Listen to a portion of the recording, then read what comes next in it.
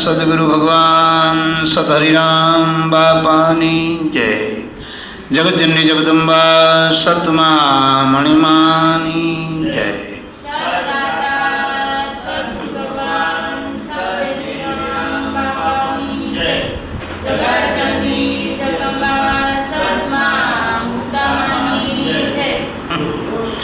જય જય.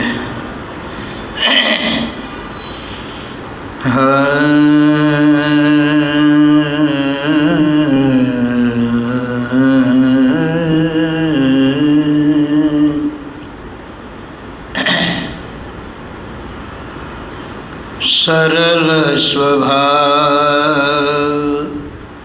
નમન કુટિલાય, સરલ સ્વભાવ, સરલ સ્વભાવ નમન કુટિલાય, યથા લાભ संतोष सदाई. कवि न हूँ मैं न चतुर कहाऊँ, कवि न हूँ मैं, कवि न हूँ मैं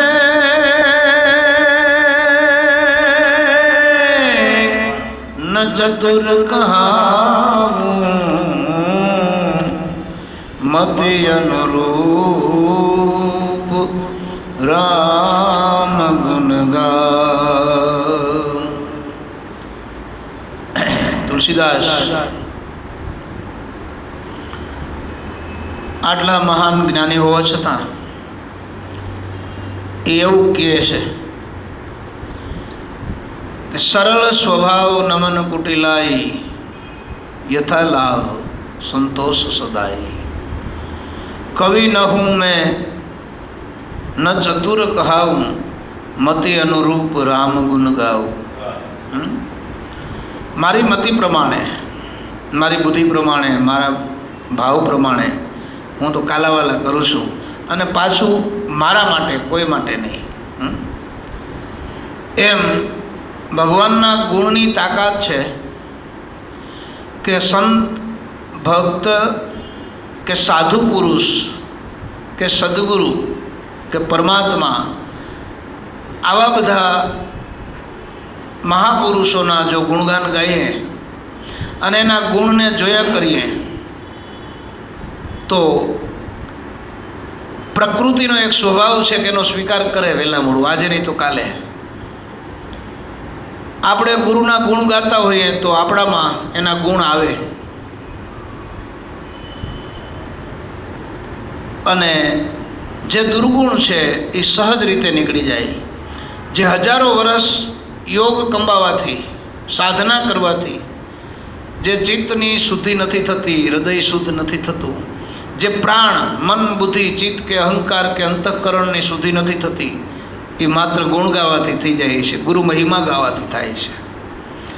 એટલે આપણા દરેક સંતોએ ગદ્યમાં કે પદ્યમાં ગુરુના જ ગુણ ગાયા અને એવા ગુણગાનથી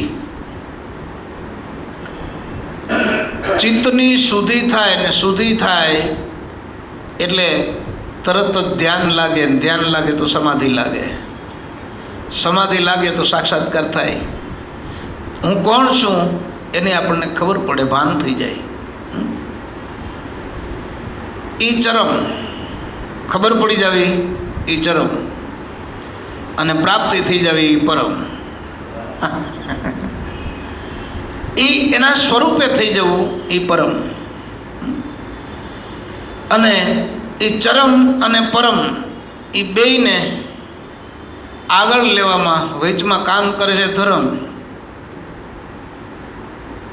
પણ એમાં ગુરુના ગુણને ગાય ગાય ગાયને બાળી નાખવો જોઈએ આપણા કરમ, તો જ આટલો જે આ સમજાય એ મરમ. હે નકર મર્મ સમજાય નહીં ત્યાં સુધી સાધના બધી. નરસિંહ મહેતાએ કીધું છે કે આત્મ તત્વ ચીનો નહીં ત્યાં લગી સાધના સર્વે જૂઠી, મનુષ્ય અવતાર તારો એ મેળે ગયો જાણે માવઠાની વૃષ્ટિ ઉઠી. અત્યારે વરસાદ વરસે એટલે એને કોઈ ન કે વરસાદ, માવઠું થયું, નામ પડી જાય. અને દરેક જીવ શિવ વંશ પ્રાણી માત્રની અંદર એક એક ખજાનો એવો છે કે એક ખજાનો ખુલી જાય તો એક ખજાનામાં અનંત બ્રહ્માંડો નિભા કરે તો ખૂટે નહીં. એવડા ખજાના આપણી અંદર પડ્યા છે આ 5 ફૂટની આ કાયામાં. જેમ કે વાણીનો ખજાનો ખુલી જાય તો ગણપતિ જેવા, શારદા જેવા અને સરસ્વતી જેવા પણ થાકી જાય લખવામાં, ગાવામાં. બ્રહ્માને 4 મોઢા હતા, શેષ ભગવાનને 1000 મોઢા હતા, પણ ખૂટ્યું નહીં. એમ ભણવું ન પડે, શીખવું ન પડે, સાંભળવું ન પડે, કોઈને પૂછવું ન પડે. સદગુરુની શાનમાં જો સમજાઈ જાય અને જીવ પરામાં વયો જાય તો અહીંયા વાણીનો ખજાનો છે, ભંડાર છે. વાણીની 7 ભૂમિકા છે. એમાં પહેલી ભૂમિકામાં આ જગતની લૌકિક વાણીથી જગતના બધા વ્યવહારો થાય. બીજી વાણીથી કોઈ પણ કાર્ય કરવા માટે વિચાર થાય, વિચાર કરીએ. અને ત્રીજી વાણીમાં, ત્રીજા પ્રકારની ત્રીજી ભૂમિકામાં આપણે કંઈક સારું અને વિવેકમય બોલી શકીએ. અને ચોથી ભૂમિકામાં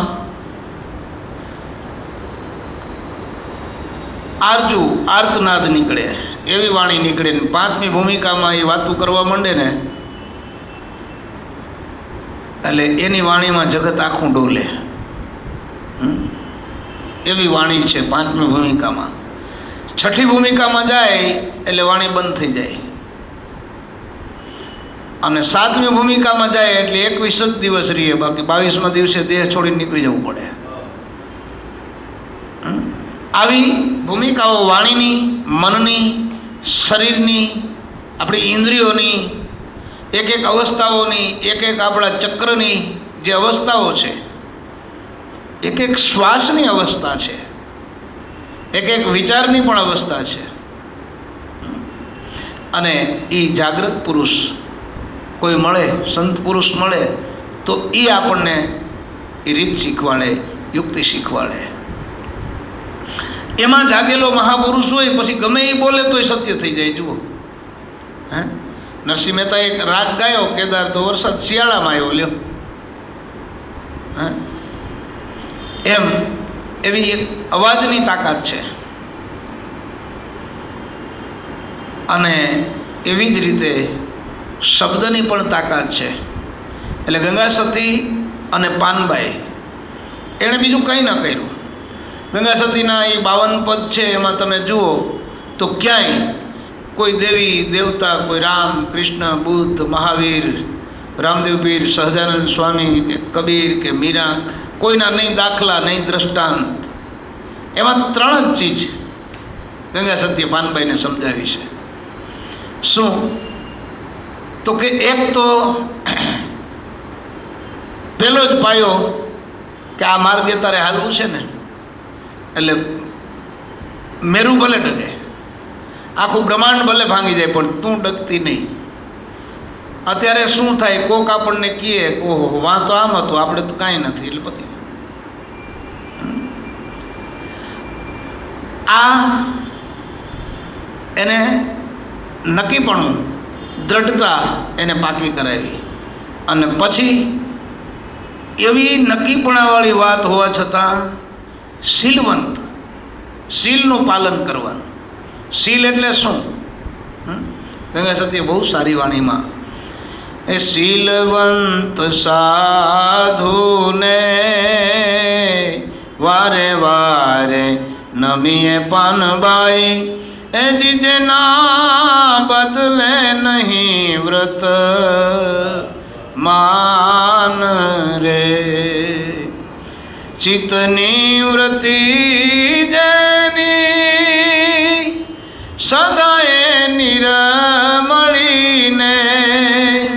એ જેને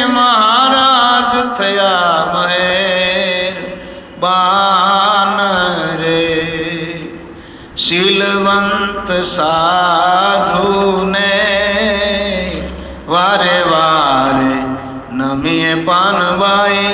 પેલા છે એકો નહીં. બદલે નહીં વ્રત માન રે. આવા શીલવંત સાધુ. શીલ કેને કહેવાય? આંખેથી ખરાબ જોવું નહીં એને શીલ કહેવાય. કાનેથી ખરાબ સાંભળવું નહીં એને પણ શીલ કહેવાય. મોઢેથી ખરાબ બોલવું નહીં એને પણ શીલ કહેવાય. નાકેથી ખરાબ શ્વાસ લેવો નહીં, સૂંઘવું નહીં એને પણ શીલ કહેવાય. હાથેથી ખરાબ કામ કરવું નહીં એને પણ શીલ કહેવાય. પગેથી હાલીને ખરાબ જગ્યાએ જવું નહીં એને પણ શીલ કહેવાય. મનની જે ભ્રમણા છે એ મનનું ભટકણ બંધ કરવું એનું નામ શીલ.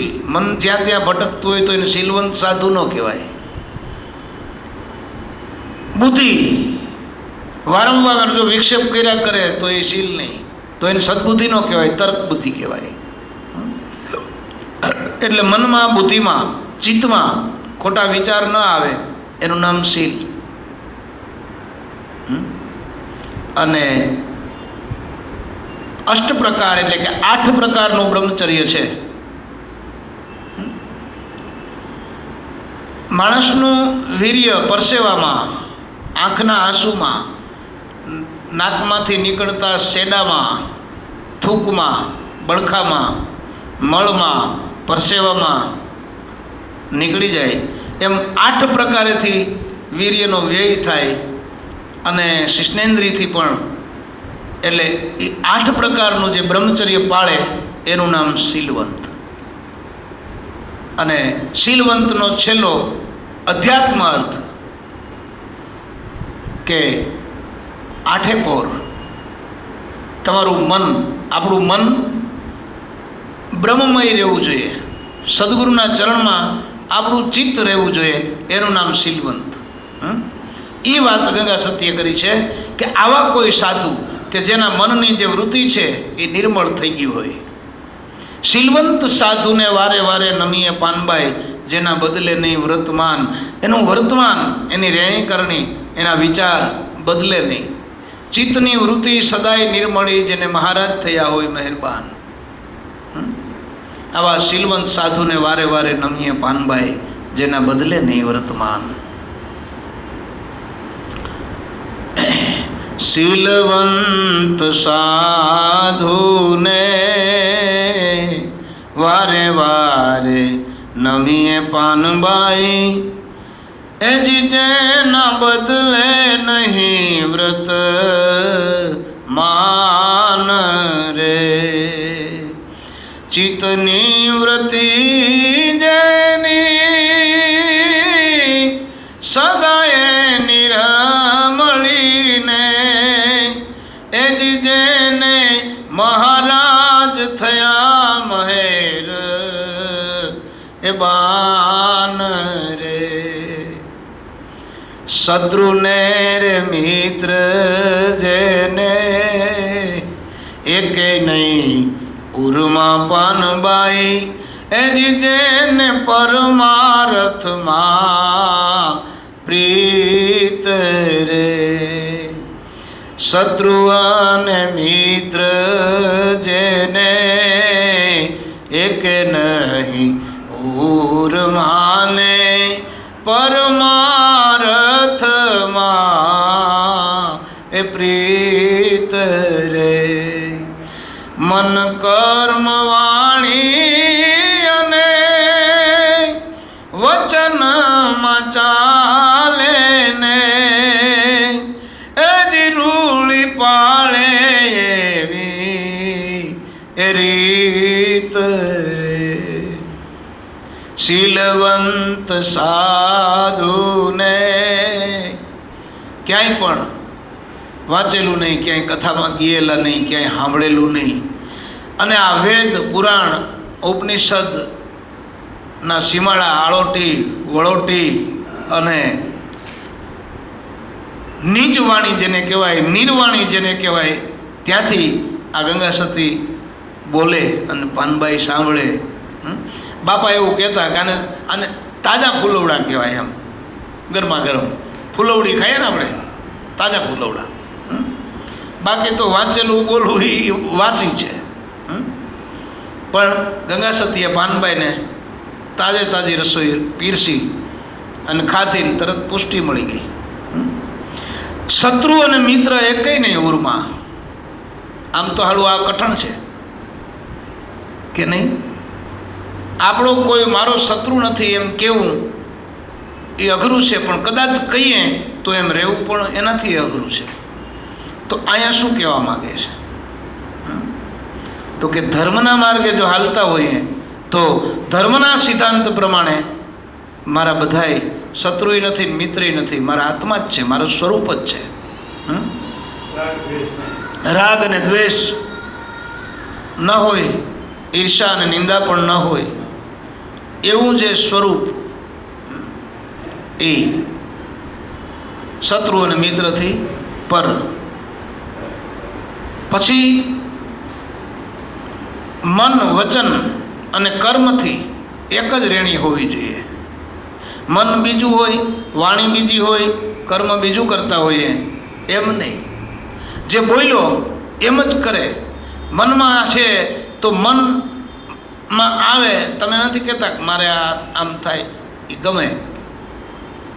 ભલે કદાચ કોઈ સાંભળવાવાળો તમને ન સમજે, કે ન સ્વીકારે, કે ન ક્ષમા આપે, પણ એના કરતાં બીજો કોઈક સાંભળવાવાળો છે. એટલે જ તોરલે કીધું હતું કે માફી માગી લે અને પોકારી દે. આમ તો તોરલે અંતર્યામી હતા. જેસલે જે કર્યું એ જગત આખું જાણતું હતું, તોરલે જાણતી હતી. પણ તોરલે જેસલની પાસે બોલાવડાયું, તું બોલીને કે જેટલા કર્યા હોય ને કરમ ને એટલા. એ બોલ્યા તો લ્યો, બોલી લીધું તો હામે કિનારે પહોંચી ગયા. નકર જેસલના કરમ કઈ ઓછા, એ ખૂટે સાધનાઓ કરી કરીને થાકી જાય તો. આ સંતની તાકાત છે. એ શીલવંત મળી ગયા તોરલ, એટલે કામ એનું પરિપૂર્ણ થયું અને પલમાં પીર. એટલે મન, કર્મ, વાણી અને વચનમાં ચાલે રૂડી પાળે એવી રીત, શત્રુ મિત્ર એકેયની ઉરમાં જેને પરમારથમાં પ્રીત. રાવણે અને રામે યુદ્ધ કર્યું, એમાં રાવણ મરી ગયો એ વાત સાચી, પણ પાછો પરમાર્થની અંદર શું? તો કે રામે રાવણને મોક્ષ આપ્યો. આત્માને 84માં ન જવા દીધો. પ્રહલાદે ભક્તિ કરીને હિરણ્યકશને ભગવાને માર્યો, અને પ્રહલાદે એમ કીધું કે મારા બાપને મુક્તિ આપજો. આ પ્રીત કેમાં? પરમાર્થમાં. એટલે એ અવગુણ પણ કોઈના જુએ નહીં. ગુણ સામે દ્રષ્ટિ હોય. તોરલે જો જેસલના અવગુણ જોયા હોત તો જેસલ પીર થાત નહીં. એ આમ શ્રાપ આપીને જેસલને બાળીને ભસ્મય કરી શકતી હતી. એના પરચાન ચમત્કારથી જેસલને બીવડાવીને ભગાડી મૂકે એમ પણ હતી, પણ એમ નહીં. કોઈ પણ ભાવે આવ્યો છે ને, મારે એને તારવો છે. આ શીલ ગમે તે કર્મમાં, ગમે તે સ્થિતિમાં, ગમે તેવા વર્તમાનની અંદર પોતાનું જે શીલ છે એનો ભંગ ન થવો જોઈએ. એવા શીલવંત. પછી આઠે પહોર મસ્ત થઈને રેવે ને, એ જેને જાગી ગયો તુરિયાનો તાર. આઠે પહોર મસ્તી મારે વે પાનબાઈ, અજ જેને જાગી ગયો તુરિયા એ તાર રે. નામ ને રૂપ જેણે મિથ્યારે જાણ્યું ને, એજ જેને ભજનનો આહાર રે. આઠેય પોર.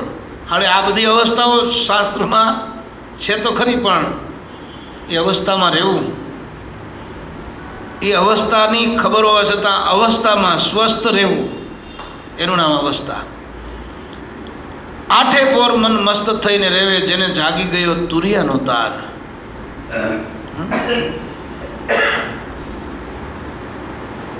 જ્યારે તુરિયા અવસ્થા કોઈ પણ સાધકને પ્રાપ્ત થાય તો એને પોતાનો આનંદ છે ને, હા, એ પછી કોઈને આનંદ ન બતાવવો હોય તો ન બતાવે, વ્યક્ત ન કરે, એ વસ્તુ આખી અલગ છે, પણ મનમાં એને આનંદ હોય. લોકો એમ જુએ કે આ સંત છે, પણ કેમ એના મોઢા ઉપર તો દેખાતું નથી આનંદ જેવું, પણ એ તો આપણા ભાઈક નબળા હોય એટલે ન બતાવે. બાકીના આઠે પોર સૂર્યની જેમ હોળે કળે ખીલેલા બેઠા હોય આમે, હે. અને કાં આપણા વિચારમાં, આપણી વૃત્તિમાં, આપણા મનમાં, આપણા કર્મમાં, આપણી રેણીમાં ક્યાંક ને ક્યાંક ફેરફાર હોય. ક્યારેક તો એવું સંતો આપણને કરીને બતાવે કે આપણા કરતાંય હલકા લાગે, નબળા લાગે, કર્મ ભ્રષ્ટ લાગે, પણ એવું હોય નહીં.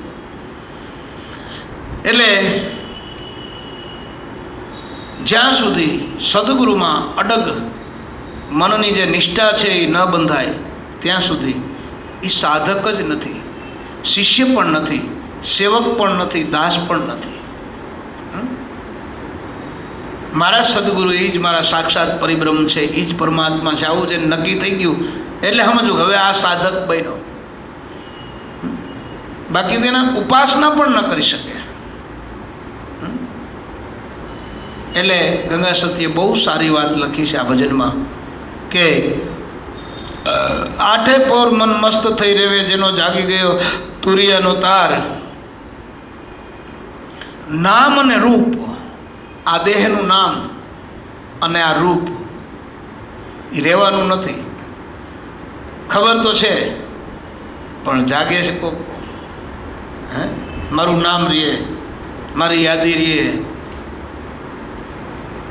રહેવાનું જ નથી. આપણા દાદા ને એના દાદા ને એના દાદા ને ક્યાં, એમાં આપણે પણ નથી રહેવાના. કમાઈવાળાનું રહ્યો, કમાઈ કરી ગયા ને, એની એક મૂર્તિની જરાક ખંડિત થઈ ગયું તો બીજી એના કરતાં સારી બનાવે. જેમ જેમ સમય આવતો જાય તો પછી ત્રાંબાની બનાવે ને, એમ કરતાં કરતાં પિત્તળની બનાવે ને, પછી ચાંદીની એ બનાવે ને, સોનાની એ બનાવે ને, એની મૂર્તિઓ રહીએ.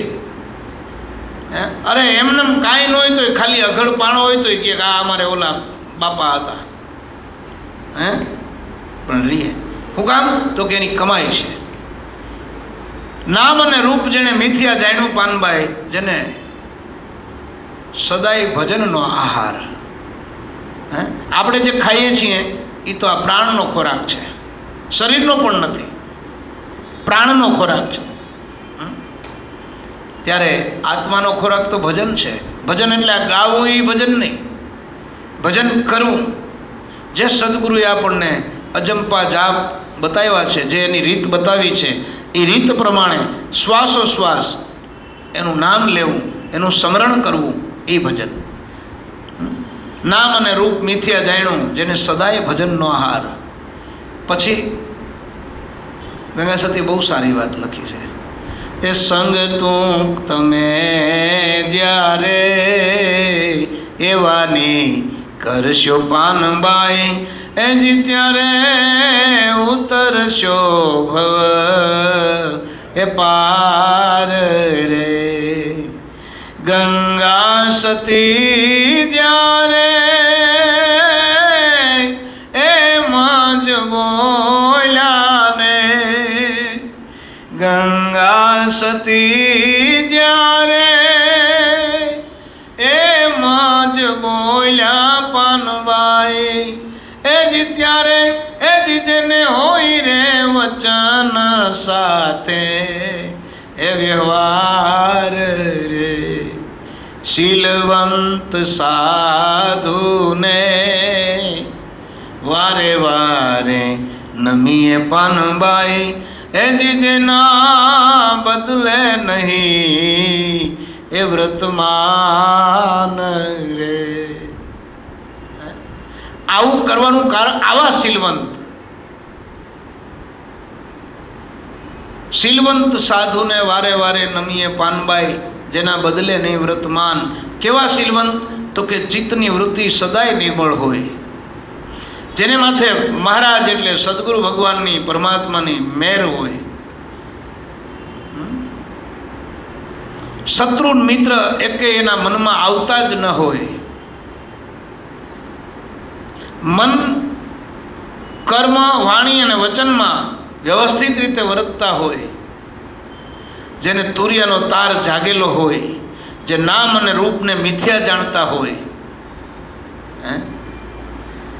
શત્રુ મિત્ર હરખા ગણતા હોય, અથવા તો એ મિત્ર શત્રુ કાંઈ છે જ નહીં એવું માનતા હોય, અને જેનો વચનની સાથે વ્યવહાર હોય, અને જેને ભજનમાં ભરપૂર હોય, અને સદગુરુના ચરણના દાસ હોય, એને શીલવંત કહેવાય.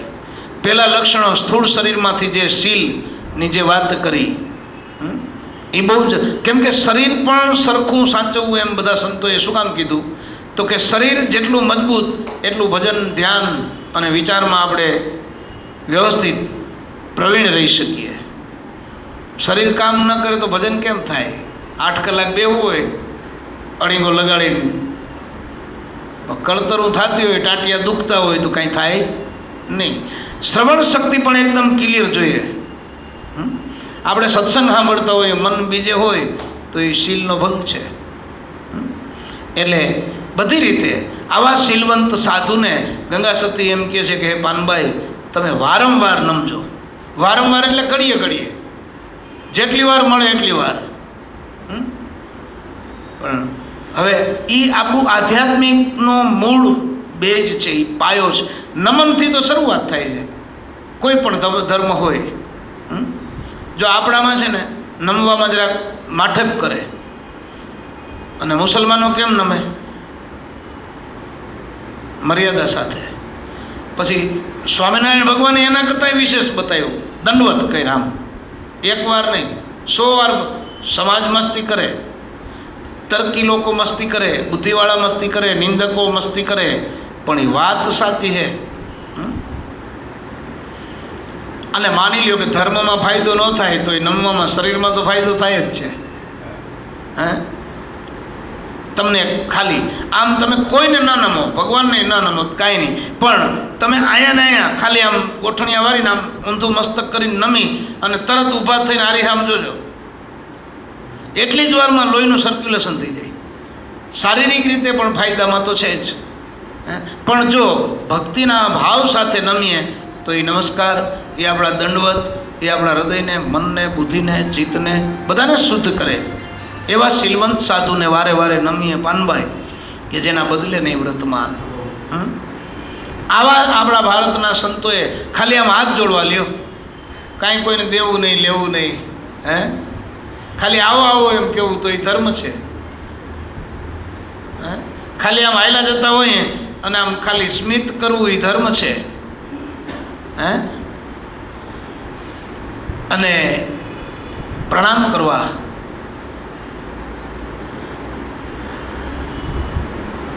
હાવ મફત, ખોટીપો નહીં, ખર્ચ નહીં અને મહેનતે નહીં, અને તમારો ધર્મ આબાદ રહી શકે એવી વાત આપણા સંતોએ કરી છે.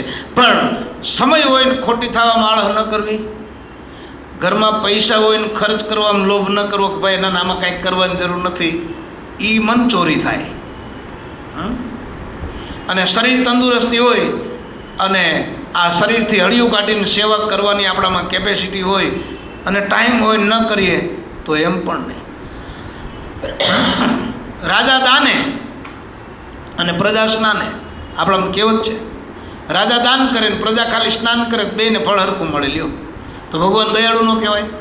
આપણા ઋષિઓ, આપણા સંતો. નકર આપણે તો શું કહીએ, ભાઈ જા જો ઓલો ગયો તો 5 કરોડ વાપરે તો દાન મળ્યું અને એને પુણ્ય મળ્યું. તો કે એણે ગમે એટલું કર્યું, આપણે ખાલી સ્નાન કરી લઈએ ને એવા ભાવથી.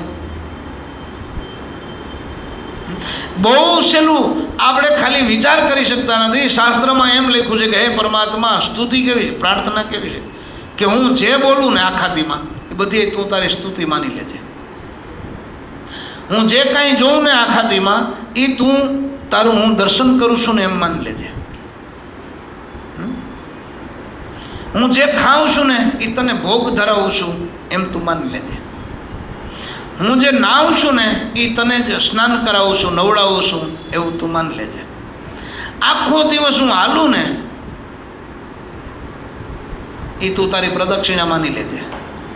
હું જે કાંઈ આખો દી વિચારું એ તું તારું મનન કરું છું એમ માની લેજે. અને હું સૂઈ જાઉં ને તો તારી સમાધિ માની લેજે. એટલે આટલું આમાં કાંઈ છે અને કોઈને ખબર જ ન પડે અને ભક્તિ થઈ જાય. હે પણ મનની જો નબળાઈ છે ને તો આટલું નથી થતું. અને મનની જો નબળાઈ ન હોય, મન મક્કમ હોય તો હનુમાનજી જેમ છાતી ચીરી નાખે તો એ રામ દેખાય. હે પણ વિચાર જ કર્યા કરે બેઠો બેઠો. એક ભાઈ છે ને વેપારીને ત્યાં ગોળ લેવા ગયા, કલ્યાણજીભાઈ ગોળ લેવા ગયા એટલે ઓલા આમ ડબ્બામાં બંબુડી મારીને આમ આપ્યો કે લ્યો જુઓ ગોળ. આમ જેને કહેવાય ને સોનાની કરજ જેવો, આપણી દેશી ભાષા વીંટી જેવો ગોળ ઓલે આપ્યો, સાકરની કણી જેવો. ઓલે આમ ચાલુ કર્યું, હા કણી તો સારી છે, ગોળમાં કણીદાર છે. આમ કૈયા કર્યું, ચોર્યા કર્યું અને ઓલાને પૂછવાનું ચાલુ કર્યું, કયા ગામનો છે? કે સાપરનો. આ વર્ષનો છે કે ગયા વર્ષનો? તો કયા વર્ષનો? ધોરી શેરડીનો છે કે ઓલો પીઓજીનો છે કે ઓલી રત્નાગીરી છે, કઈ છે? હા દવા વગરનો છે કે દવા નાખેલી છે? એમ પૂછતો ગયો અને પછી જાતથી ચીકણું થઈ ગયું કે આ તો ચીકણો છે. તો શેઠે પછી કીધું કે હતો નહીં પણ તે કરી નાખ્યો. હા એવી રીતે ગોળ છે એણે જો લઈ લીધો સીધો અને પૂછ્યા વગરનો મોઢામાં મૂક્યો હોત તો મોઢામાં એ ગોળ રવો રવો થઈ જાય. ચીકણું થઈ ગયા પછી તો હથેળીમાં ચોટે, આંગળીમાં ચોટે, દાંતમાં ચોટે. હે અને પછી મજા ન આવે. એમાં ભૂલ ક્યાંની છે? ગોળવાળાની, ખેડૂની, વેપારીની કે પોતાની? આવી રીતે ધર્મની માલિક હોય. એ સમજા વિનાની નર કરે છે સાધના ને ગુરુ વિના જ્ઞાન એને ક્યાંથી મળે રે જી. એ ખોમાં તું હીરલો હાથથી ને વાઈ આવો રૂડો અવસર નહીં મળે રે જી. કાયા છે કાચો એ કુંભરે એમાં અમીરસ નૂર જરે. અરે ખોમાને હીરલો હાથથી રે વાઈ આવો રૂડો અવસર નહીં મળે રે જી. એ તરી ઉતરવું સમજાણું ને? આ તો ઠીક. પ્રેમથી રે જેમ જળને માથે જહાજ તરે રે જી. એ તરી ઉતરવું પ્રેમથી રે જેમ જળને માથે જહાજ તરે. પ્રેમથી તરતા આવડે તો હેલું છે. મીરાબાઈ જેવું થઈ જાય, દરિયો જ હુકાઈ જાય. લ્યો, બુડવાની એ ઉપાધિ નહીં, તરવાની એ ઉપાધિ નહીં, અને મરવાની એ ઉપાધિ નહીં. એ તાકાત સદગુરુના વચનોમાં છે, સતશાસ્ત્રોમાં છે, સંતોમાં છે. જ્ઞાની પુરુષોની અંદર એ તાકાત છે કે આપણને સૌથી પહેલાં અધ્યાત્મ માર્ગની અંદર, ભક્તિ માર્ગની અંદર, ધર્મમાં શ્રદ્ધા, વિશ્વાસે વળગી રહી, ત્રિકમ રાખી ટેક, અંગે હિંમત આદરી, મન ધારી વિવેક. વિશ્વાસ બુદ્ધિ છે ને એ ગુરુ ન કર્યા હોય ત્યાં સુધી બુદ્ધિ ગમે એટલી એની ચકાસણી કર્યા કરવી, પણ ગુરુ કર્યા પછી બુદ્ધિને કહેવાનું હવે બસ. હે હવે તો શ્રદ્ધા, વિશ્વાસ, ભરોસો, ભાવ, પ્રેમ, દ્રઢતા, નિષ્ઠા, બસ હોઈ જાઓ તમે. મનમાં જરાકે સંશય શંકા કર્યા વિના, આદિ વ્યાધિ ઉપાધિ કર્યા વિના, ખોટા વિચારો કર્યા વિના ટેસ્ટથી સૂઈ જવાનું. સવારે આફેડું ગમે ત્યાંથી રસ્તો ખુલ્લો થઈને દરવાજા સુધી આવી જાય, ઠેઠ આપણા કાન સુધી આવી જાય, આંખ સુધી આવી જાય, આપણા હાથ સુધી આવી જાય. આ તાકાત છે. મને એક જણાએ કીધું, મને કે આ માણસ દુનિયામાં ભલે ને આટલા સમજણ નથી પણ ભગવાનમાં તો છે જ ને. મેં પછી એને દાખલો દીધો. મેં કોઈ હોલ હોય અને હોલમાં એસી હાલતું હોય પણ એમાં પબ્લિક હારી પેટ ભરચક થઈ ગઈ હોય, પછી ફૂલ એસી મૂકો ને તોય ગરમી થાય, કેમ કે માણસના શ્વાસાની ગરમી એટલી છે. એમ ભગવાનના નૂરમાં, ભગવાનના ઓજસમાં તો કોઈ તાકાતની કોઈ ખામી જ નથી, પણ જીવના એટલા બધા વિચારો નબળા છે ને કે વિચારો, ભગવાનના વિચારો પણ જીવની અંદર પહોંચતા નથી. એટલો એ એઠો વયો ગયો છે. અને એવા કોઈક ભાગ્યશાળી હોય મહાપુરુષ તો એને સંતો કોઈક જગાડે, ભાઈ તમે જાગો. આપણે આપણો વંશ કોણ છે, આપણું કુટુંબ કોણ છે, આપણું લોહી કયું છે, આપણી પૃથ્વી કઈ, આપણી જનેતા કોણ, આપણા ગુરુ કોણ, એવું ખાલી અભિમાન કરે ને, જે ખોટા અભિમાન કરે એના કરતાં આવું અભિમાન કરે ને તોય એને કોઈ દી ઊની આંચ ન આવે. નહીં તો મોટા મોટા શબ્દ તો ગમે એવા બોલવા હોય તો આવડે. એમ કહેવાય છે ને કે સત્યનારાયણ ભગવાનની કથાનું વ્રત જે કોઈ કરે તેને ધન ધાન્ય લક્ષ્મી પુત્ર પરિવાર સર્વ ખૂબ જ પ્રેમથી વધારો થાય છે, રીતિ સિદ્ધિ અઢળક આવે છે, અને સમાજમાં રાજા મહારાજાની પદવી મળે છે, અને જગતમાં એની કીર્તિ અમર થઈ જાય છે. પણ જો એક વખત સત્યનારાયણ ભગવાનની કથાનું વ્રત તમે કરો, લ્યો કેવી મજા આવે. પણ એમાં પાછું એ આવે જો, પણ એમ કહેવાય છે કે સાધુ નામે વાણીઓ, એટલે સાધુ નામે વાણીઓ, તો એ સાધુ કેવો? તો કે તમે જે સાધના કરો છો ને એ સાધુ, એમાં આપણું નક્કી પણ હોવું જોઈએ.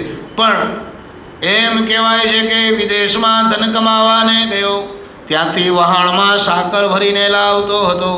ત્યાં સત્યનારાયણ ભગવાન બ્રાહ્મણનું રૂપ ધરીને વાણિયાને પૂછવા લાગ્યા, હે વાણિયા, અમારી બીજા ઓલા પ્રસાદ લેવા બેઠા એમ કે અરે નમઃ, તારા વાણમાં શું ભર્યું છે? વાણિયો ખોટું બોલ્યો કે બ્રાહ્મણ દેવતા, મારા વાણમાં તો પાંદડા ને વેલા ભર્યા છે. બ્રાહ્મણ દેવતા ભગવાનના રૂપ, બ્રાહ્મણના રૂપમાં ભગવાને એમ કીધું કે હે વાણિયા, તથાસ્તુ, એમ થાવ. અને વાણિયાના વહાણમાં વેલા અને પાંદડા થઈ ગયા. અને કલાવતી એમ કહેવાય છે કે આવી અને જોયું તો આ શું થયું છે. આવી બધી કથા હોય, મજા આવે, ટેસ આવી જાય. પણ એ સત્યનારાયણની કથા શરૂઆત તો જોઉં તમે, સત્ય જેવો બીજો કોઈ નારાયણ નથી. પંથ તમારો ગમે તે હોય, વાળો ગમે તે હોય, ધર્મ ગમે તે હોય, એ સત્ય. અને સત્ય એટલે નારાયણ, અને નારાયણ સત્ય એટલે એ તમારો આત્મા. એમાં આ પાંચ તત્વની આ માંડવી રોપી છે. એમાં અહીંયા બાજોઠ મૂક્યો છે ને એની માથે એ આત્મરામ, એ સત્યનારાયણ ભગવાન બેઠા છે. અને કોઈ વિદ્વાન સંત સદગુરુ, એટલે કે વિદ્વાન એટલે બ્રહ્મજ્ઞાની, જો આવી જાય અને આપણને એ કથા સંભળાવે આપણી પોતાની, તો ભવો ભવના રોગ મટી જાય, ફેરા મટી જાય, કર્મ કપાઈ જાય, જન્મ અને મરણમાંથી છૂટકો થઈ જાય, અને 84ના દુઃખ ભોગવવા બંધ થઈ જાય. ફિલોસોફી જેવી કરવી એવી થાય. વાંચી વાંચીને ગાતા આવડે, બોલતા આવડે, પણ આપણે આપણું મૂળ સત્વ છે એ કેમ આપણને મળે? આપણું ઘર સ્વર્ગ બની જવું જોઈએ. કોઈક આવે એટલે એમને આનંદ આવવો જોઈએ. એવી ઘરમાં ઘરનો વ્યવહાર અને ઘરની જે રીધિ છે, સિદ્ધિ છે, એ એવી હોવી, ઓટોમેટિક એમને માણસને શાંતિ મળવી જોઈએ. બસ એટલે નરસિંહ મહેતાએ કીધું, શાંતિ પમાડે એને સંત કહીએ, એ જી એના દાસના દાસ થઈને રહીએ. શાંતિ પમાડે એને સંત કહીએ. વિદ્યાનું મૂળ મારા ગુરુએ બતાવ્યું, વિદ્યાનું મૂળ મારા ગુરુએ બતાવ્યું. એની પછી મહેતાની માર સિદ્ધને કહીએ, શાંતિ પમાડે એને સંત કહીએ. વિદ્યા, સર્વ પ્રકારની વિદ્યા એક ગુરુના વચનમાં સમાયેલી છે. એટલે કીધું છે કે મંત્ર મૂલમ ગુરુ વાક્ય. તમામ પ્રકારના મંત્રનું મૂળ ગુરુનું એક વાક્ય છે. આમાં નક્કી હોવું જોઈએ. એકલવ્યને તો એના ગુરુએ ના પાડી દીધી હતી, હું તને શીખવાડવાનો નથી, છતાંય ગારાની મૂર્તિમાં એને નક્કી કર્યું કે આ મારા દ્રોણ ગુરુ છે. સફળતા મળી. પણ કરોડિયાની જેમ પોતાની પોતાની બુદ્ધિ, પોતાના પોતાના વિચાર, પોતાનું પોતાનું મન, પોતાની પોતાની માન્યતા અને પોતાની સમજણીના ઘમંડમાં સમય પૂરો કરી નાખે જીવ. આ દરેક જીવની હાલત છે. એટલે સંતો એમ કહે છે કે તમે તમારું મૂકી દો અને અમે કહીએ છીએ એમ કરો. બરાબર ને? એટલે કવિ કાગે એક વાત બહુ સારી લખી છે. આજે આપણે બેઠા હતા તો વાત થઈ ને કે ગુણ એક જન્મ નહીં પણ ભવો ભવ ભૂલે નહીં ગુરુના ગુણને, એને સાધક કહેવાય, એને ભગત કહેવાય. અને વડલાને અને પંખીડાને કવિ કાગે બોલાવ્યા અને કેવું કીધું, એ જી વડલો કહે છે વનરાયું સળગી અને સળગી ગયા જૂના માળા, એ ઉડી જાવ પંખી પાંખું વાળા, એ ઉડી રે જાવ પંખી પાંખું વાળા. પંખીડા જવાબ આપે. વડલો એમ કે ઉડી જાઓ, આ જંગલમાં આગ લાગી છે, અમારે તો પગ નથી. વડલો કે કેમ ઉડીએ? પણ અમારી અંદર તમે માળા કર્યા છે ચારી કોઈ ડાયડે ડાયડે, તમે ઉડી જાઓ ને કે તમે બળી જાઓ? તો પંખીડા જવાબ આપે, તારે રે આશરે ઈંડા ઉછેર્યા ફળ ખાધા રસવાળા, એકલા મેલીને ઉડી જાય તો એકલા મેલી અમે ઉડી જાય તો પછી મોઢા કહેવાય મચવાળા. ઉડી જાઓ એ પંખી પાંખું વાળા. પંખીડા કે હવે ભેળા રે જૈની માન ભેળા મરશું અને ભેળા ભરશું ઉષાળા. હવે તો જે થવા વાળી હોય એમ થાય. તારે આશરે રહ્યા છીએ, હવે તો ઉડી જાય. તારા પેપડાના મીઠા સરસ રસવાળા ફળ ખાધા, ટેટા ખાધા, તારે આશરે ઈંડા ઉછેર્યા, તારા ભેગા રહ્યા, અને હવે અમે ઉડીને વયા જાય તો અમારા જેવું બીજું કાળા મોઢાવાળું બીજું કોઈ ન કહેવાય. અને છેલ્લે એમ કીધું ભેગા જૈનમાં ભેગા મરશું અને ભેરા ભરશું ઉષાળા. ઉષાળા એટલે બિસ્તરો, લબાચો, બાકી ભગાય નહીં. ભાગું તો મારી ભૂમિકા લાગે, ભોરિંગ નદી લે ભાર, મેરામણ માજા મૂકે પણ જેલૈયો સત ના ચૂકે. આવી નિષ્ઠા તો કે અહીંયા હમણાં સારું નથી, હમણાં વાહ સારું છે તો ઠપ ત્યાં જાઓ. બરાબર. આગળ તો ગામડામાં એક વેપારી હોય ને પોતાનો, એને મૂકે નહીં, મોચી બૂટ જેની પાસે લેતા હોય એની પાસેથી જ લઈએ ઠેઠ સુધી, અને ઓલો એમ જ સમજે કે આ મારા છે. આવો અરસપરસ અન્યોન્ય મારાપણાનો જે ભાવ, એવો જે મારાપણાનો જે ભાવ છે ગુરુ અને શિષ્યમાં જ્યારે થાય ને, ગુરુને એમ થાય કે આ મારો શિષ્ય છે. વાહ! વશિષ્ઠને જેમ કે મારો શિષ્ય કોઈથી ખોટું ન કરે એટલે ન કરે, એવો વિશ્વાસ આપણને ગુરુ પાસેથી કેળવતા આવડવો જોઈએ. શિવાજી મહારાજને જેમ આખું રાજ આપી દીધું હતું, પણ રામદાસ સ્વામી પાસે કૃપા મેળવી ગયો ઓલો કેવો ગોબરો. વાત નીકળી છે તો કહી દો પહેલાં. આમાં કોઈ વિષય આપણે લેતો નથી આજે, પણ મજા આવે છે એવી વાતો હું કરું છું, તમે બેઠા છો ને એટલે. રામદાસ સ્વામી શિવાજી મહારાજના ગુરુ, અને અમુક સમય પછી શિવાજી મહારાજ છે ને રામદાસ સ્વામીની બહુ સેવા કરતા, ખૂબ ધન વાપરતા. પણ રામદાસ સ્વામી એક ચાકડી ને એક લંગોટી ને ખપ્પર ને એક ચીપિયો ને એવું કંઈક રાખતા, જોડી, બસ બીજું કંઈ રાખતા નહીં. અને રામદાસ સ્વામી છે ને પાન ખાતા, પછી એના દાંત પડી ગયા, એટલે શિવાજી મહારાજ પાનને ખાંડવા માટે એક ખાંડણી લઈ આવ્યા, પિત્તળની નાનકડી ખાંડી, એને ભક્તો આપે ને શિવાજી રામદાસ સ્વામી ખાય. એમાં એક વખત એવું બન્યું કે એક જગ્યાએ છાણનો ઢગલો હતો ને એમાંથી છોકરો મળ્યો. રામદાસ સ્વામી આમ હાલ્યા જતા હતા ને તો કે આ હું, તો કે આ તો કોકનું બાળક છે, લઈ લ્યો. એ આશ્રમમાં લઈ ગયા, ધોઈ ધફોરીને હરખો કર્યો, નવડાવી ધોવડાવીને સાફ કર્યો, અને એને ઉછેરવાનું, પાલન પોષણ કરવાનું શરૂઆત કરી. અને થોડોક મોટો થયો, સમજનો થયો, પણ હાલો સત્સંગી સંતનો પ્રેમી બની ગયો એ તો. એટલે ખૂબ સેવા કરતો હતો, અને એવી સેવા કરતો હતો ને તો રામદાસ સ્વામી વારંવાર ગોબરાના વખાણ કરે. નામ હું રાખ્યું તો ગોબરમાંથી મળ્યો એટલે ગોબરો. ગોબરો મારો આમ ને ગોબરો મારો આમ ને એમ કર્યા કરે.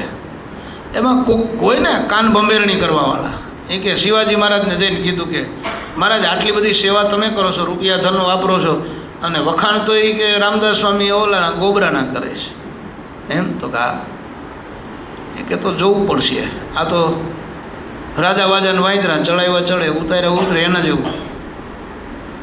શિવાજી મહારાજે ઓલી પાન ખાંડવાની જે ખાંડણી હતી ને એ બીજા માણસને કીધું ચોરીને લઈ લ્યો. એટલે ઓલા ચોરી ગયા. ને પછી રામદાસ સ્વામીની સભામાં સંતો ભક્તો બધા બેઠા સત્સંગ હાલતો હતો ને કીધું એ કે મહારાજ ઓલી ખાંડણી આપો ને તો હવે બીજી લઈ આવીએ, ઘણા વર્ષ થઈ ગયા, જૂની થઈ ગઈ છે ને, તો ખાંડણી આપણે બીજી લઈ લઈએ. એ કે ઠીક. મગાવીને એટલે ગોબરાને હાથ કર્યો, કેલા ગોબરા? તો કે જી બાપુ. ઓલી પાન ખાંડવાની ખાંડણી આવી તો રામદાસ સ્વામીની ખબર નહોતી કોક ચોરી ગયું છે, બરાબર? પણ જોજો તમે, ખાંડણી ચોરાઈ ગઈ હતી, પછી પાન આપતા હતા. ઓલા કેમાં આપતા હતા, કેમાં ખાંડતા હતા? તો કે ઓલો ગોબરો છે ને એ પાન પોતાના મોઢામાં ચાવી અને એ ડીશમાં નાખે, એ રામદાસ સ્વામીને આપે, રામદાસ સ્વામી ખાય. અને રામદાસ સ્વામી હાથ કર્યો, ગોબરા? તો હા બાપુ. ઓલી પાન ખાંડવાની ખાંડણી લાવી તો આવડી મોટી થાળી લઈ આવ્યો, ધારદાર છરી લઈ અને માથું કાપી અને આમ હવરું મોઢું દેખાય એમ થાળીમાં મૂકીને ગોબરો તળ લઈને આવ્યો. એ લ્યો. આ હું? તો કે આ ખાંડણીમાં હું પાન ખાંડતો હતો.